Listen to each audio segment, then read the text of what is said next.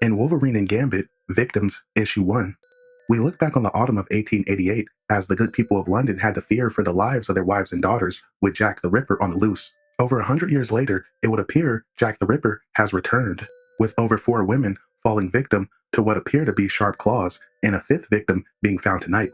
But elsewhere, as it's nighttime half a world away, bad habits seem to die hard as the Cajun X-Men helps himself to a safe full of jewels. But before Gambit can get away, he's confronted by the X-Man Rogue. Now Gambit throws a card at the chandelier, but Rogue tackles Gambit out of the window. As the 2 X-Men fall from the heights of the cityscape, Gambit informs Rogue that they're 40 stories up as the 2 X-Men hit the ground. But luckily no one was injured, as this is all just a hologram in the Danger Room sequence. Gambit would hop on a flight from New York to London. On the news, he would hear reports of the serial killer stalking the streets of London. Gambit makes his way inside the office window of an investigator to look over his notes in regards to all the killings. As Gambit is interrupted by the investigator, he throws a card and quickly incapacitates him. Night turns into day, and Gambit takes a motorcycle to a town outside of London called Cheshire. Gambit goes to talk with the parents of the 5th victim. Gambit explains he's working on her case, and the parents tell him what they know. But the father expresses discontent in the fact that Alexandra was a detective, but she still wasn't allowed to carry guns. Too bad this didn't take place in the United States. But Gambit takes off to continue his investigation. But the couple think the interaction is suspicious, so they take that opportunity to call Inspector Andrews.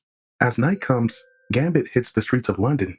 Gambit would encounter a woman that has seemingly encountered the Ripper, but unfortunately for Gambit, it was all a setup to capture him. Gambit tries to explain that he's working the case and he came here to help. But the investigator he incapacitated earlier takes that opportunity to punch Gambit in the mouth. Now this pisses off Gambit as he pulls out several cards, letting them know that was a lucky punch and you won't get another. Now the investigator and all the cops are like, oh shit, as they're not prepared to deal with a mutant. But Gambit leaps over the cops and begins to engage someone in the shadows. Gambit thinks to himself, whoever they are, they're quick and they move like none other than Wolverine. As Gambit pulls out some cards and shines some light on the situation, he's surprised to find it is Wolverine. Gambit tells Wolverine to explain the blood all over him, but Wolverine can't. Wolverine also explains that if you're here to make sure he had nothing to do with killing those women, Wolverine doesn't remember if he had anything to do with that either, as he doesn't even know how the fuck he got to London.